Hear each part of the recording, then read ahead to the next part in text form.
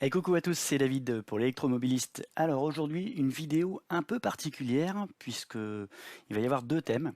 On va revenir sur une ancienne vidéo qui a été postée hier et qui a un petit peu provoqué des émules. Donc je tenais à en parler. Et puis surtout, on va répondre à cette question, quelles sont les 5 vraies, justes, bonnes, réelles raisons qui vont faire que euh, vous devriez acheter la Tesla Model 3. Voilà.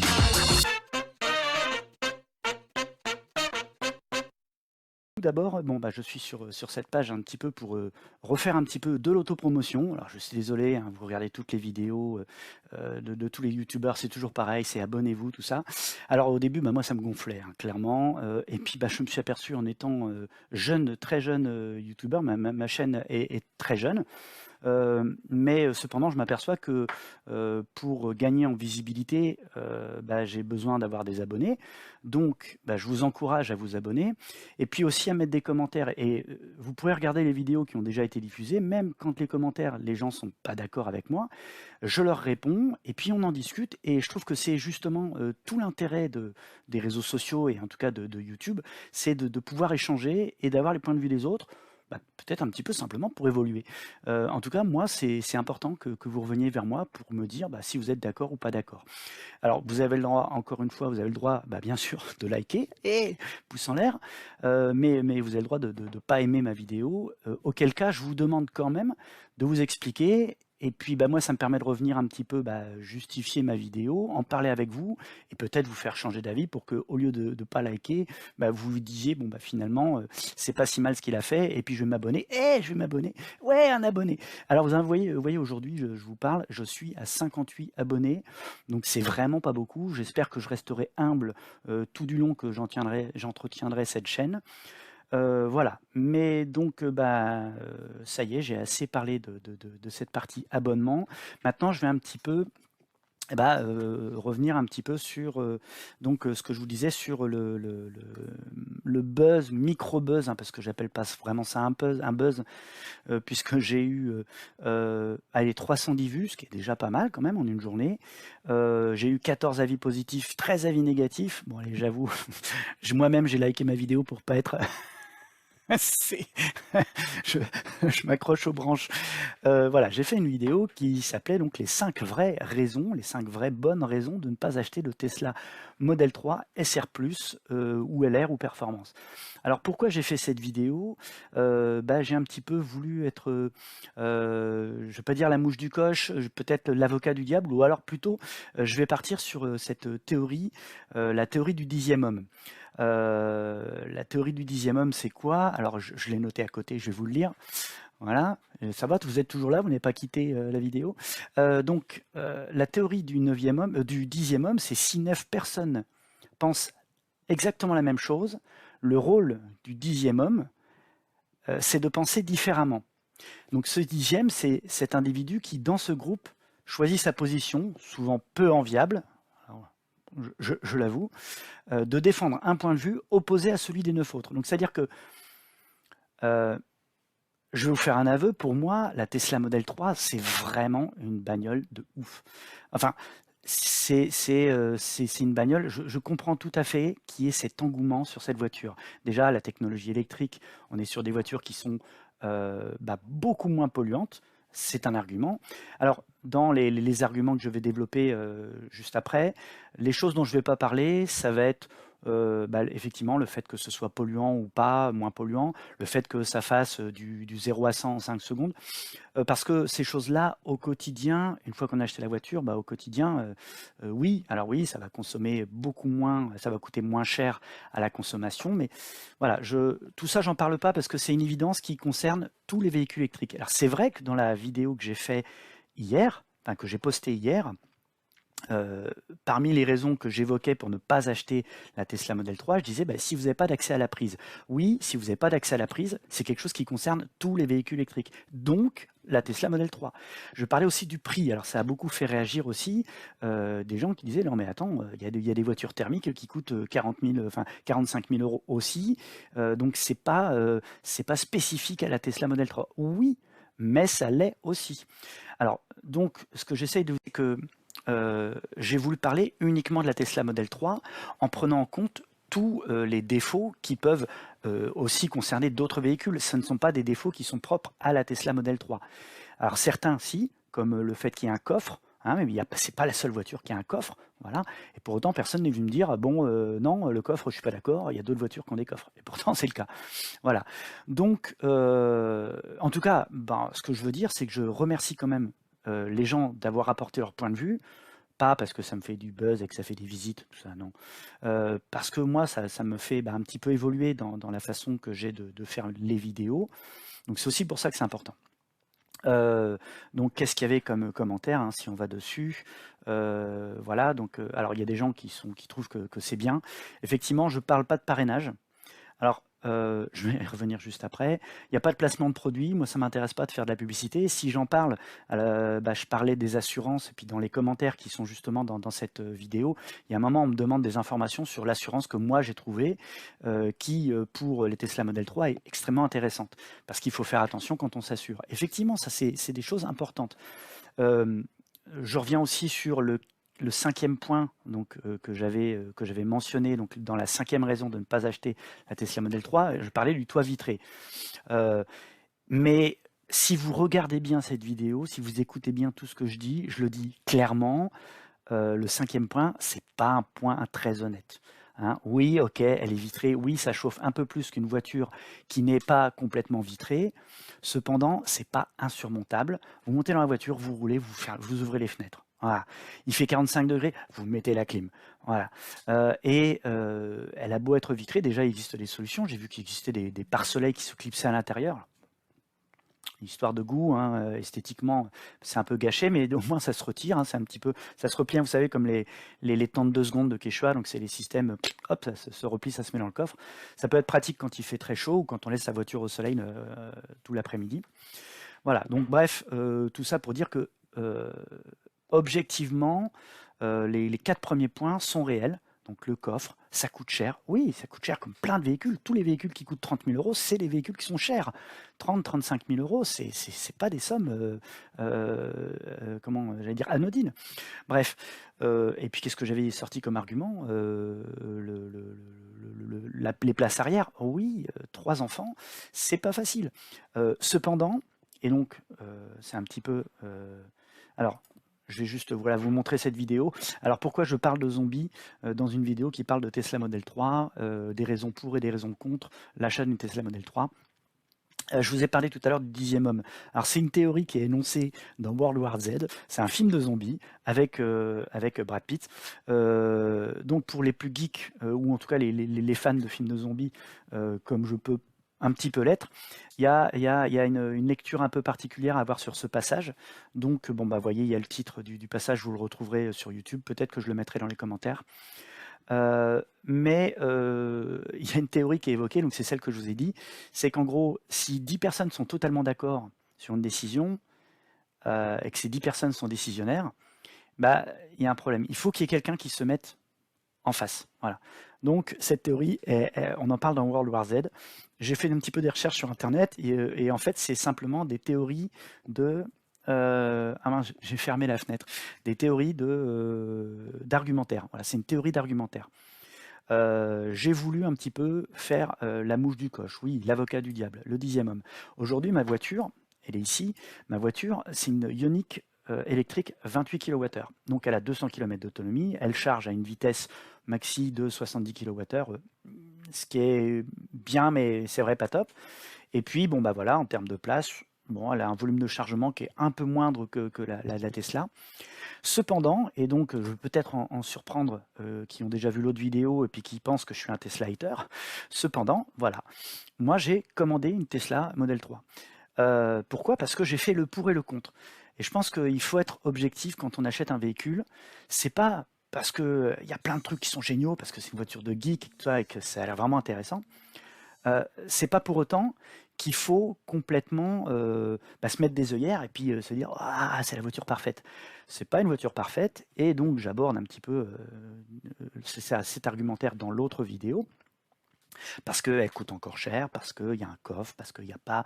Enfin, pour une voiture aussi large, hein, parce que je parle des 3 places arrière et je vais un petit peu plus argumenter. Mon autre voiture, c'est une Scénic 7 places. Alors, pourquoi 7 places alors que j'ai que 3 enfants?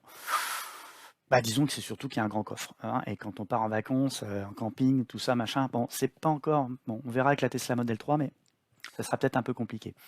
Ce que je veux dire par là, c'est que les places arrière, donc je suis encore en train de donner les mauvaises raisons. Vous inquiétez pas, les 5 bonnes raisons vont arriver. Mais vous avez 3 places isofixes.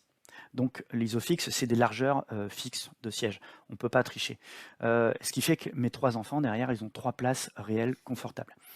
Mais donc, même si je ne veux pas me poser en contre-argumentaire, puisque c'est pas l'idée, c'est pas un des arguments pour acheter cette voiture, hein, de dire oui, il n'y a pas de place, mais non. Mais en tout cas, donc, je parle de MiFold. Renseignez-vous, M-I-F-O-L-D. Je fais pas de placement de produit parce que je sais même pas, je ne vais pas mettre de lien, voilà. Je sais pas, comme ça vous ne serez pas sponsorisé par moi. Mais c'est le seul qui propose des... Alors c'est un truc qui est minuscule, hein, comme ça, je l'ai vu, je l'ai pas encore, hein, donc je n'ai pas encore essayé, ça se trouve c'est nul. Mais il propose 2 types de sièges, un siège avec des protections latérales, mais extrêmement étroit, et un deuxième truc, alors c'est une petite plaque qui se met en dessous de l'enfant, vous tirez de chaque côté pour passer la ceinture, hop, au-dessus des jambes de l'enfant, et après, vous avez une petite sangle qui passe à l'arrière, et en fait, la ceinture, vous allez plutôt que de monter, alors je le dis dans l'autre vidéo, hein, plutôt que de rehausser l'enfant pour qu'il soit à hauteur de la ceinture, bah, en fait, on va baisser la ceinture grâce à ce système. Et du coup, bah, il n'y a pas de siège auto. Et bon, alors après, bah, vous regarderez si vous êtes intéressé, renseignez-vous. Je pense que je vais investir dans ce petit truc, hein, qui coûte une 50aine d'euros. Bon, c'est toujours 50 euros, mais c'est pas excessif non plus. Je pense parce que de toute façon, voilà, mes 3 enfants derrière, j'aimerais faire des grands trajets et bon, voilà, on espère que ça va bien se passer. En tout cas, le challenge est lancé et donc oui, j'ai commandé une Tesla Model 3 qui devrait arriver incessamment sous peu. J'ai d'ailleurs fait une autre vidéo où je parle justement de ces Tesla Model 3 qui sont retardées. Tac, on m'avait dit mois de novembre et puis là, en fait, on m'annonce qu'elle sera là à peu près au 15 août. Voilà, donc ça, c'est un petit peu le démarrage. Ah, dis donc, ça fait déjà 20 minutes que je parle. Donc, les 5 vrais arguments, donc les arguments justes, c'est quelque chose qui va vous servir au quotidien, qui va être important au quotidien. Donc c'est vrai que d'avoir une accélération de fou et d'avoir une esthétique, quand vous êtes dans une voiture, l'esthétique extérieure, on ne la voit pas. C'est vrai que c'est bien d'avoir une voiture qui n'est pas trop moche, hein. Je pense à la Fiat Multipla. Bon, c'était pas une réussite, hein, même si Schumacher en a fait la promotion. Mais alors là, c'est pour les plus anciens qui sont comme moi, nés en 74. J'ai vu qu'il y avait dans les autres commentaires quelqu'un qui était né en 74 comme moi. Voilà, moi j'ai 47 baloches. 47, ah ouais, putain. Bref, tout ça pour dire que les vrais arguments, le premier vrai argument, c'est la capacité de charge, la vitesse de charge du véhicule. Alors je parle de la Tesla Model 3 SR+. Ce qui veut dire que j'ai conscience qu'il y a des véhicules qui chargent plus vite. Alors je prends par exemple, il y a la Ioniq 5 dont j'ai fait un essai, que vous pouvez voir aussi dans mes vidéos. Ce sera ici, voilà. Non, ici. Ah, je sais plus. Ici. Vous aurez un lien, voilà, si vous voulez regarder les essais, j'ai fait plusieurs vidéos sur la Ioniq 5. C'est vraiment une super bagnole. Et c'est vrai que j'ai beaucoup hésité avec la Tesla. Et c'est vrai que se contrebalançait d'un côté l'achat raison et de l'autre côté l'achat passion. Et c'est vrai que la Tesla, c'est un peu un achat passion. Néanmoins, ça reste aussi un achat raison. Donc, le premier argument, c'est la vitesse de charge. Donc, sur les dernières modèles qui ont été, donc ici on est sur le site de Inside EV, c'est un test qui a été également fait par Björn Nyland. Je vous encourage à vous abonner carrément à sa chaîne, pas à la mienne, hein, à la sienne, bon aussi à la mienne, mais abonnez-vous à la chaîne de Björn Nyland si c'est pas déjà fait. C'est peut-être le youtubeur qui parle de voitures électriques le plus suivi au monde. Alors c'est vrai, il fait beaucoup de vidéos sur les Tesla. J'avoue que moi, bah, encore sur la proportion de vidéos que j'ai déjà faites jusqu'ici, j'en ai fait beaucoup sur la Tesla. Pourquoi? Parce que c'est un incontournable des voitures électriques. Et puis c'est vrai que bon, c'est un peu moins sexy, donc S3XEY. C'est un peu moins sexy de parler de la C0. Et puis bon, voilà, bref. Tout ça pour dire, voilà, vitesse de recharge, on parle ici d'une vitesse de recharge qui avoisine à peu près les 150-160 kWh. Alors donc je vais vous montrer un petit peu toutes ces courbes. Alors la plus importante pour la vitesse de charge, c'est qu'effectivement, on ne parle pas d'une moyenne. On ne va pas charger à 170 kWh. Sinon, ça veut dire que pour une batterie de 50 kWh, on charge en même pas 20 minutes de 0 à 100%. Ce n'est pas le cas, bien sûr. On va pour une charge donc, qui va de 10% à 90%. On a une charge qui démarre à peu près à 100, on est un peu plus de 150, donc on va dire 160 kWh, et puis qui progressivement va baisser. Alors, ça a déjà été expliqué de multiples fois, je le redis, donc c'est le principe de la bouteille ou la carafe.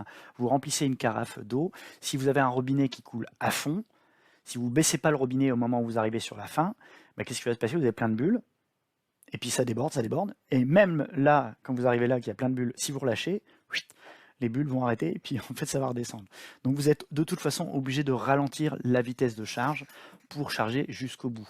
Et donc vous voyez, plus vous avancez dans la charge, plus vous arrivez sur les derniers pourcentages de charge. Et donc là c'est une courbe qui indique combien je recharge au fil du temps. Donc je passe de 10% et je monte jusqu'à, vous voyez, à peu près 90% en plus de 40 minutes.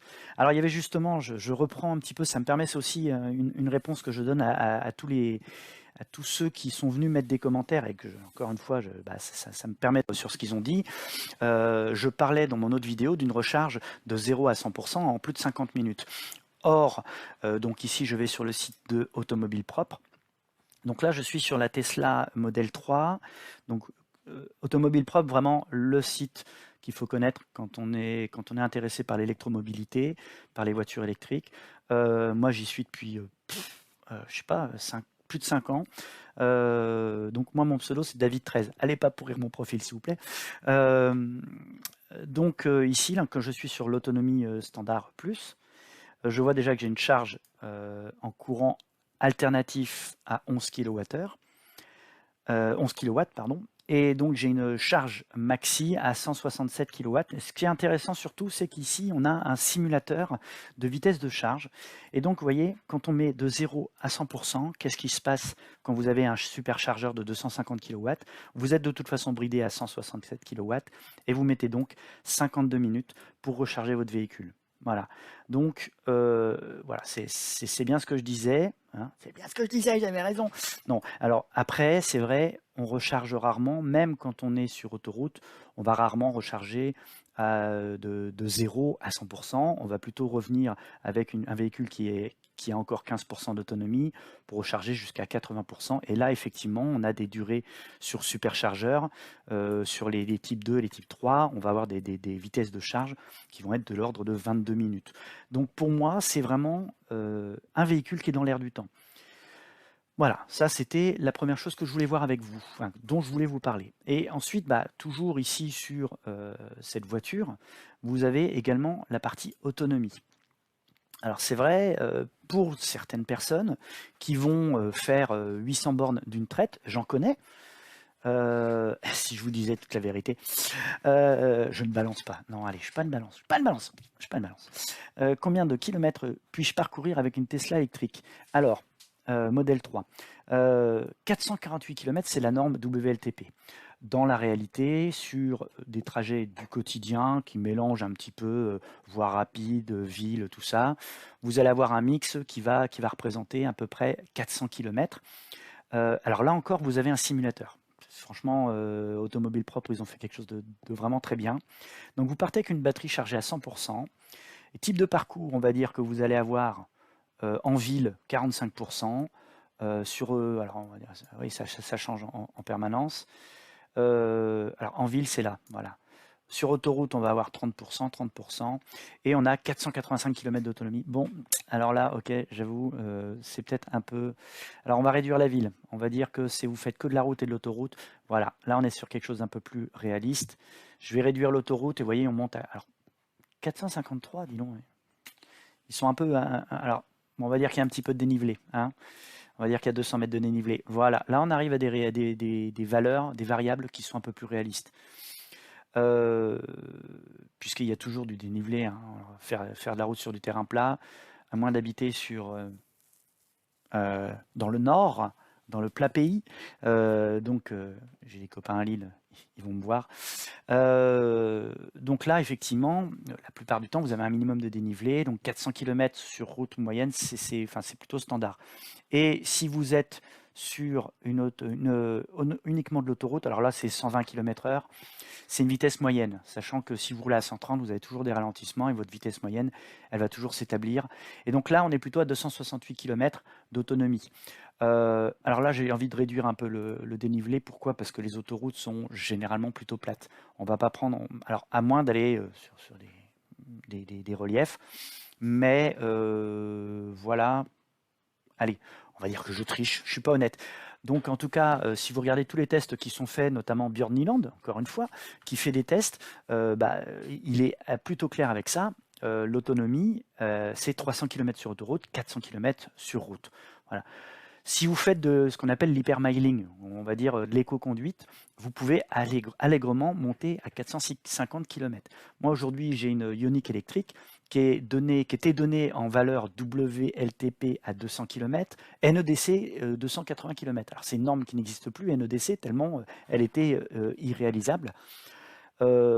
Pourtant, moi, j'ai déjà atteint à peu près un peu moins de 300 km d'autonomie affichée au compteur le matin, une fois que la voiture est chargée. Sachant qu'il réalise une moyenne sur les, je sais pas, 1000 derniers kilomètres. Donc, c'est assez dur d'obtenir ce genre de valeur. Et là, j'étais vraiment en éco-conduite. Et aujourd'hui, encore aujourd'hui, donc j'ai toujours la Ioniq et au quotidien, je vais faire en été 240-250 km avec la clim. Alors, sachant que j'utilise la clim avec parcimonie. Alors, je ne sais pas si j'ai déjà diffusé cette vidéo. Non, je ne pense pas. C'est les choses à faire. Donc, c'est une vidéo qui va bientôt arriver. Abonnez-vous. Qu'est-ce qu'il faut faire pour faire de l'éco-conduite? Enfin, pour rouler et consommer moins, sans être dans les extrêmes, bien sûr, hein, sans dire je roule à 50 km/h sur la route. Voilà.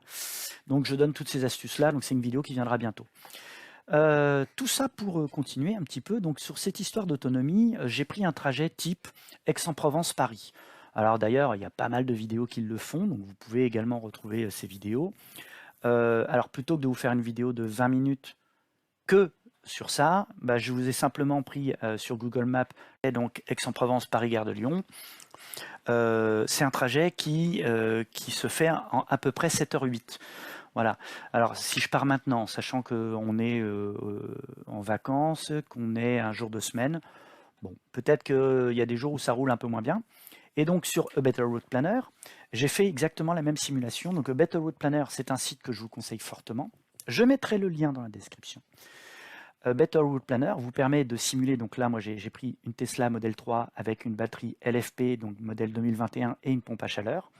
Sachant que la Model 3 2019 n'avait pas, ou 2018, non 2019 n'avait pas de pompe à chaleur et avait une batterie un petit peu plus petite. Néanmoins, c'est quand même, il y a peu de choses de différence. Et donc ici, il m'annonce 7h07 de roulage, donc ici 7h08, donc on est sur les mêmes valeurs, et il me propose 4 recharges d'1h44. Alors, c'est ce que je disais juste avant, si vous êtes un habitué des trajets d'une traite, bon, la Tesla Model 3 SR+, c'est peut-être pas fait pour vous. Peut-être que la Tesla Model 3 Long Range serait plus adaptée. Mais moi, je pars vraiment sur l'idée du véhicule le plus abordable chez Tesla. Et donc, il me propose 4 arrêts. Alors, c'est bizarre, il y en a un que je ne vois pas. Je sais pas pourquoi. Si, non, voilà. Il y en a un ici, Montélimar, je crois, Lyon. Ensuite, on en a un à Avalon, et Fontainebleau. Alors, sachant que j'ai mis des paramètres pas forcément très avantageux pour le calcul, donc je vais vous montrer un petit peu les paramètres que j'ai utilisés. Pour cette Model 3, consommation de référence, je suis resté à 160 Wh au kilomètre. J'ai mis l'arrivée, un mix entre moins d'arrêts et liaison plus courte, donc arrivée la plus rapide.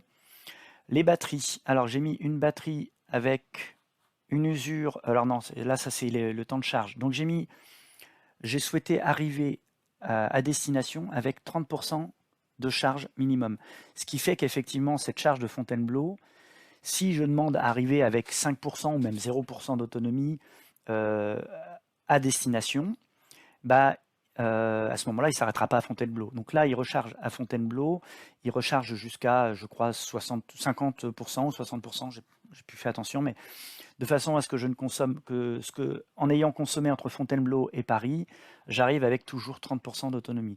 Pourquoi j'ai fait ce réglage? Parce que quand vous allez à une destination, vous n'arrivez pas forcément à un endroit où vous pouvez recharger. Et l'idéal, c'est quand même de pouvoir repartir avec votre voiture pour aller au moins jusqu'au superchargeur le plus proche. Voilà. Alors, donc, Better Route Planner méritera, je ferai une vidéo spécifique sur Better Route Planner parce que c'est vraiment... Et puis, j'essaierai d'autres voitures que la Tesla Model 3 parce que je ne suis pas un Tesla psychopathe. Je suis un fan de la voiture, mais pour autant, je sais qu'il existe d'autres voitures qui sont vraiment géniales. Alors, j'ai parlé de la Ioniq 5, je dois bientôt essayer la ID4, donc la ID4 de Volkswagen, qui est aussi, enfin je l'ai vue, je suis déjà monté dedans et tout, j'ai pas fait encore de vidéo, mais elle est vraiment sympa. Il y a d'autres voitures comme ça va arriver, je ne veux pas rester uniquement dans le vase clos Tesla, même si c'est très bien. C'est dur hein, de contenter tout le monde. L'arrivée à une borne, bah, j'ai décidé d'arriver non pas à 0%, non pas à 5%, mais à 10% minimum. Donc c'est-à-dire que quand je m'arrête à une borne, donc quand je recharge ici, je recharge pour avoir assez d'autonomie pour arriver avec 10% d'autonomie à la recharge d'après. Ce qui fait que je reste un peu plus longtemps à chaque superchargeur. Voilà. Le maximum d'une recharge, j'accepte de recharger au maximum jusqu'à 100% pour aller plus loin. Et la dégradation de la batterie, j'ai estimé que j'avais une batterie dégradée à 5%, ce qui semble être la norme pour un véhicule qui va avoir entre 50 et 100 000 km chez Tesla. Sachant qu'encore une fois, j'ai une petite vidéo que je vous invite à regarder sur la dégradation d'une Ioniq électrique de 28 kWh au bout de 100 000 km et 5 ans. C'est assez impressionnant, donc je vous invite vraiment à aller voir cette vidéo, vous allez voir, elle ne dure pas longtemps, beaucoup moins longtemps que celle-là. Donc ici, donc toujours sur Better Route Planner, le temps supplémentaire de chargement, j'ai prévu 5 minutes, c'est-à-dire le temps d'arriver sur le parking, de me garer, de sortir, de mettre la prise, machin, tout ça, est-ce qu'il y a une voiture, bon je me gare bien, je me déplace. Bon, j'ai prévu 5 minutes autour de l'action de recharger. Hein, c'est-à-dire, clac, c'est pas un stop-start sur de la Formule 1. Ensuite, j'ai aussi rajouté 100 kg de poids supplémentaire, même si j'estime que tout cumulé, mes enfants et ma femme n'atteignent pas cette somme. Non, même pas. Encore que le grand, il commence à pousser, hein. Ça devient, j'arrive plus à le porter. Bref, tac. Alors j'espère qu'il n'y en a pas encore qui vont dire que je fais du putaclic. Ah, ça m'embêterait parce que je déteste ça, le putaclic. Bref.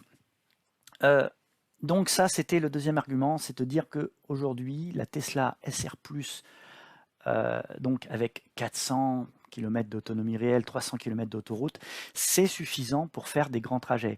Alors bien sûr, si vous faites ces grands trajets tous les jours, il y a peut-être des fois où vous n'allez pas avoir envie, donc je vais tirer la couverture vers moi, c'est vrai, c'est mon point de vue. C'est pour ça que je le dis, je suis là pour partager mon point de vue. Peut-être qu'il y a des gens pour qui ça va pas aller du tout parce qu'ils vont faire, je sais pas, 1000 bornes tous les 3 jours. Mais moi, j'ai des petits trajets au quotidien et ces trajets-là, je vais les faire 3 fois dans l'année. Et donc, avec 3 enfants derrière, si je m'arrête pas au minimum 4 fois par trajet, bah, à l'intérieur de la voiture, ça explose. Voilà, il y a un mort, de la vitre, du sang sur la vitre, tout ça. Bref, donc d'où le film de zombie. Non, vous suivez? Le troisième argument, le troisième vrai argument pour acheter une Tesla Model 3 SR+, c'est la révision. Il n'y a pas de révision sur les Tesla Model 3. Alors, sur les Tesla, notamment ici, donc je suis sur la page support donc du site de Tesla. Et voilà, pour être tout à fait honnête, il y a des petites choses à modifier. Tous les 2 ans, hein, il faut remplacer son filtre habitacle, inverser les roues hiver-été, enfin au bout de 10 000 km pour éviter qu'il y ait trop d'usure à l'arrière et moins à l'avant. Le liquide de frein, tous les 2 ans, il faut juste le vérifier. Après, tous les 6 ans, absorbeur d'humidité de la climatisation. Et l'entretien d'hiver, nettoyer, lubrifier l'ensemble des étriers de frein. Bon voilà, donc en gros, à part surveiller votre véhicule et remplacer le filtre à air de l'habitacle, il n'y a rien à faire. Donc c'est vrai que c'est un argument de poids, puisque moi par exemple qui ai une Ioniq électrique, qui est encore une Ioniq électrique, j'ai néanmoins l'obligation, si je veux conserver la garantie de mon véhicule, j'ai l'obligation de faire un entretien tous les 20 000 km ou au moins une fois par an. Sachant que je fais à peu près 20 au bout de 5 ans, j'ai à peu près fait 5 000 km, 20 à 25 000 km par an. Donc un entretien par an à la louche qui coûte 70 € une fois sur deux et 150 € l'autre fois sur deux. Mais voilà, c'est quand même vachement plus intéressant. Mais chez Tesla, c'est un cran au-dessus, puisque là, carrément, enfin moi, clairement, le commercial, enfin, la personne qui m'a fait essayer la Tesla m'a dit non, non, il n'y a pas besoin d'entretien. Voilà, donc c'est des choses qui sont recommandées. Vous voyez qu'il n'y a pas de révision obligatoire. Voilà, donc ça, c'est un argument de poids. Alors, le quatrième argument, je vais pas, je dis je vais pas m'étaler dessus, mais j'espère que je vais pas m'étaler dessus. Je sais jamais quand ça commence, je sais jamais quand ça va finir. C'est le logiciel de Tesla. Alors ici, je vous mets une vidéo qui est parue le 21 juillet sur la version 9, la version bêta 9 du Full Self Driving, donc la conduite entièrement autonome. Et donc on a de plus en plus de vidéos qui commencent à apparaître là depuis quelques jours sur le FSD, donc le Full Self Driving de Tesla, et qui montrent des voitures qui traversent des villes, des villes ou Manhattan, des choses comme ça, enfin, qui sont dans des endroits, et là on voit, alors si je reviens légèrement en arrière sur cette petite vidéo, bon, je mets une vidéo dans ma vidéo, bon voilà, vous avez une vidéo YouTube dans la vidéo YouTube, mais vous voyez là vous avez, hop, je regarde comme ça, là il y a un petit camion qui arrive, donc c'est vrai la Tesla elle hésite, mais on voit bien que le gars il touche pas au volant, et c'est vraiment, voilà, on voit le gars qui est hésitant, je me mets à sa place, dire qu'est-ce que je fais, je touche pas, regardez, il touche ni aux pédales, ni au volant, et la voiture elle passe quoi, et regardez la largeur. Je sais même pas si je me taperais pas un rétro si c'était pas moi qui conduisais. Donc ça, alors je vous parle du FSD, mais il n'y a pas que le FSD. Alors je vais arrêter, parce que c'est pas ma vidéo, c'est pas, voilà. Mais il y a quand même, enfin c'est quand même un truc de dingue. Mais il n'y a pas que ça. Il y a tout l'environnement Tesla qui est réduit dans un écran. Et c'est vrai, alors c'est un terme que vous avez déjà entendu plein de fois, vous avez l'impression d'avoir un iPhone sur roue. Et j'ai l'impression que c'est vraiment ça. Enfin, donc c'est vrai que c'est une voiture de geek. Il y a d'ailleurs un YouTuber qui est assez connu, qui a sa petite notoriété dans le monde des Tesla, qui s'appelle Tesla Geek. Voilà, donc c'est vrai que c'est ça. On est fan de cette voiture parce qu'il y a un petit côté, on retrouve un petit peu. Bon, maintenant qu'on est des quadras, alors je dis pas que tout le monde est dans mon cas, mais je pense que je représente une franche partie des clients de Tesla aujourd'hui. Je suis, enfin, voilà, j'ai toujours été attiré par les technologies, tout ça. Je trouve ça génial, quoi, la navigation au doigt, tout, zoomer, dézoomer. Enfin, voilà, c'est vrai que c'est un gros point fort de cette voiture. Et aucune voiture aujourd'hui, hors Tesla, n'est capable de proposer ça. Donc c'est vrai que je voulais un petit peu, c'est effectivement, on ne peut pas dire que c'est pas une raison d'acheter cette voiture. Si on achète cette voiture, c'est justement parce qu'il y a ça. Alors c'est une des raisons qui fait qu'on va acheter cette voiture. Et enfin, la dernière raison, et alors là, j'en entends, je vois déjà tous les commentaires me tomber dessus en disant ouais, bah tu t'es bien fait avoir. La cinquième raison, si vous avez suivi, vous n'avez pas encore décroché depuis le début, la cinquième raison qui justifie l'achat d'une Tesla Model 3 SR+, puisqu'on est sur ce modèle, mais plus largement de Tesla, c'est le réseau de superchargeurs. Alors oui, je sais, il y a eu un tweet d'Elon Musk, voilà, je l'ai ici, qui a dit, il confirmait l'ouverture des superchargeurs à d'autres constructeurs. Alors c'est arrivé hier. Hier donc, Elon Musk a effectivement envoyé un tweet, alors comme à son habitude, hein, monsieur ne passe pas par les réseaux traditionnels, donc il a envoyé un tweet pour confirmer qu'effectivement, partout dans le monde, les superchargeurs seraient bientôt accessibles aux autres constructeurs. Euh, et d'ailleurs, j'ai regardé aujourd'hui une petite vidéo qui a été faite par un autre youtubeur que je suis qui s'appelle Tesla Enthousiaste, qui est très drôle, qui est adorable. Vraiment, à regarder ces vidéos, c'est assez sympa. Et il réagissait justement à cette annonce, parce que c'est vrai qu'il peut y avoir une réaction comme la mienne, c'est-à-dire merde, je viens d'acheter une Tesla justement parce qu'il y a le réseau de superchargeurs, et que pour moi c'est une des raisons qui fait qu'il faut acheter une Tesla, et d'un seul coup, il ouvre le réseau aux autres fabricants. J'aurais pu acheter une voiture moins chère. Non, c'est pas ça. C'est un cumul de plusieurs raisons qui fait que j'achète la Tesla. Et donc, effectivement, pour parler du réseau de superchargeurs, il faut voir quand même que on est sur un réseau en France qui est très très bien établi. Alors, je parle de la France, mais vous voyez, en Europe, alors si on va aux États-Unis, n'en parlons même pas. Mais il faut voir, donc effectivement, jusqu'ici, l'argument, c'était de dire, si tu achètes une Tesla, en tout cas en achetant la Tesla SR+, la Model 3 SR+, c'est la porte d'accès la moins chère pour accéder à l'écosystème Tesla. Ça, c'est important parce que c'est vrai, on ne sait pas trop comment ça va être fait demain, les, les- les réseaux de charge, les superchargeurs, est-ce qu'ils vont être partagés? Toutes les stèles vont être mises à disposition des autres constructeurs, et donc on risque d'arriver et d'avoir plein de Zoé garés et en charge lente, donc garés sur les stèles. Ou est-ce que on peut supposer plein de trucs. Donc pour l'instant, ça sert à rien de faire des plans sur la comète. Je pense que Tesla pondra une solution pour privilégier de toute façon ses clients, parce que c'est pas dans son intérêt de favoriser aussi bien les concurrents que ses clients. Parce que sinon, ça veut dire quoi? Ça veut dire que il y a peut-être des gens qui vont se tourner vers d'autres fabricants en se disant, de toute façon, moi, le réseau Tesla, j'y ai accès comme le réseau Ionity. Mais, et donc c'est pour ça que je vous renvoie vers la vidéo de Tesla Enthousiaste, il le dit très bien, il n'y a pas de raison que le consortium Ionity, donc c'est les fabricants qui ont financé des bornes, et même si on a une voiture qui n'appartient pas à ce consortium, on peut aller se charger chez Ionity, et en parallèle de dire, par contre, Tesla, il n'y a que les Tesla qui peuvent aller se charger dessus.